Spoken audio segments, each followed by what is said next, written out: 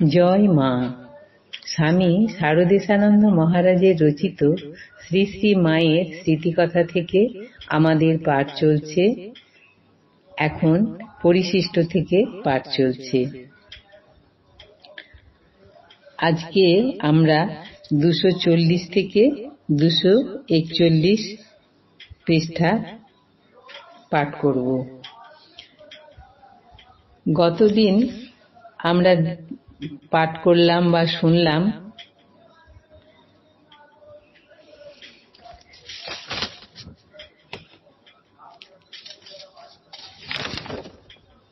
চারিজন প্রাচীনা অতি উচ্চ শ্রেণীর ভক্তি ভাবাশ্রিতা মহিলার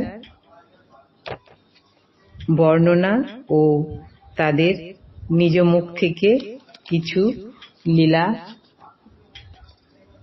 কথা, মায়ের লীলা কথা তাদের মুখ থেকে আমরা শুনেছি। আজ আমরা পাঠ করছি। একদিন উদ্বোধনে জনৈক ব্রহ্মচারী কোনো বিষয়ে স্বীয় পক্ষ সমর্থনের জন্য পূজনীয় শরৎ মহারাজকে যখন জানাইলেন মা বলেছেন, তখন তিনি গম্ভীরভাবে বলিলেন, দেখো, আমি অনেক সময় ঠিক বুঝতে পারি না মা বললেন না আমি বললাম। ব্রহ্মচারী লজ্জিত হইয়া হেট মুণ্ডে নীরবে প্রস্থান করিলেন। বস্তুত তিনি নিজের উদ্দেশ্য সাধনের জন্য স্বীয় মনোগত অভিপ্রায় নিবেদন করিলে মা উহাতে তাহার সন্তানের প্রীতির জন্য সায় দিয়াছেন মাত্র। নিজের কথাকেই মায়ের মুখে ব্যক্ত করা হইয়াছে। প্রকৃতপক্ষে ছেলে আকাশের চাঁদ চায়, মা অবোধ শিশুকে খুশি করিবার জন্য আকাশে হাত বাড়ান চাঁদ ধরিয়া আনার জন্য। সেজন্য কথাটা মায়ের কথা কি আমার নিজের কথা বিচার করিয়া দেখা আবশ্যক।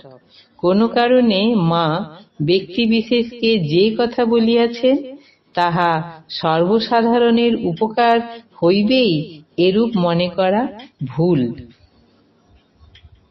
পূজ্যপাদ স্বামী বিবেকানন্দ শ্রী শ্রী ঠাকুরের উক্তিসমূহ প্রকাশ করা সম্বন্ধে যে সাবধানবাণী রাখিয়া গিয়াছেন তাহার মর্মার্থ হইল, শ্রী শ্রী ঠাকুরের উপদেশ দুই প্রকারে ব্যক্ত হইয়াছিল। কতকগুলি উপদেশ ব্যক্তিবিশেষের সাময়িক অবস্থার লক্ষ্য করিয়া উক্ত হইয়াছিল, সেজন্য ওইগুলি দেশকাল পাত্রানুযায়ী প্রযোজ্য।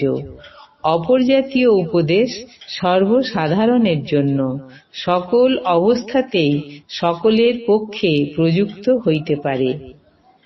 নির্বিচারে সকল উপদেশ সর্বক্ষেত্রে খাটাইলে লাভ অপেক্ষা লোকসানের সম্ভাবনা অধিক। শ্রী শ্রী মায়ের কথা প্রকাশের পূর্বে পূজনীয় রাসবিহারী মহারাজ বলেন, তাহার ডায়েরিতে যেমনটি লিখা আছে ঠিক তেমনটি প্রকাশ করিতে হইবে। উহাতে একটুও অদল বদল করা চলিবে না। কারণ তিনি শ্রী শ্রী মার শ্রীমুখে যেমনটি শুনিয়াছেন তেমনটি লিখিয়া রাখিয়াছেন। ঠিক তাহাই প্রকাশিত হওয়া আবশ্যক। পূজ্যপাদ শরৎ মহারাজ তাহাকে বুঝাইয়া বলেন, সম্পাদনা না করিয়া কিছু প্রকাশ করা উচিত নহে। রাসবিহারী মহারাজ উহাতে বিশেষ আপত্তি করিলে তদুত্তরে পূজ্যপাদ শরৎ মহারাজ বলিয়াছিলেন, তুমি কার জন্য এসব কথা প্রকাশ করতে চাও? লোকের উপকারের জন্য তো? যাতে লোকে শ্রী শ্রী মার উপদেশে জীবন উন্নত করতে পারে সেই জন্য তো? তাহলেই লোকে যাতে তার উপদেশের মর্ম ঠিক ঠিক গ্রহণ করতে পারে সেইভাবে প্রকাশ করা দরকার। রাসবিহারী মহারাজ তাহাতেও সন্তুষ্ট না হইয়া নিজের মত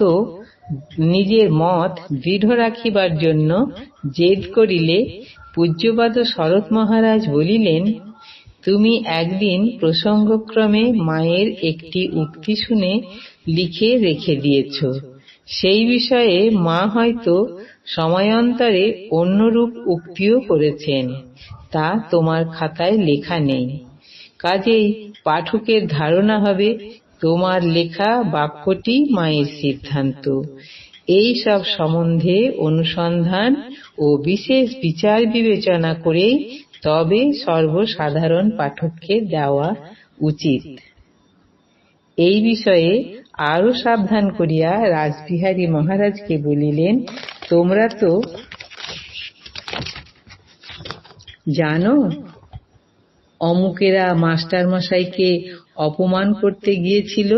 কথামৃতে এ এক ব্যক্তির সম্বন্ধে ঠাকুরের উচ্চ প্রশংসা করে তারা তার সঙ্গলাভ করার জন্য যাতায়াত করছিল, কিন্তু কিছুদিন পরেই তারা সেই ব্যক্তির হীন স্বভাব দেখে ব্যথিত হয় আর মাস্টারমশাইকে এজন্য অপরাধী সাব্যস্ত করে ক্ষোভে দুঃখে তাকে অপমান করে। আজ এই পর্যন্তই। জয় মা।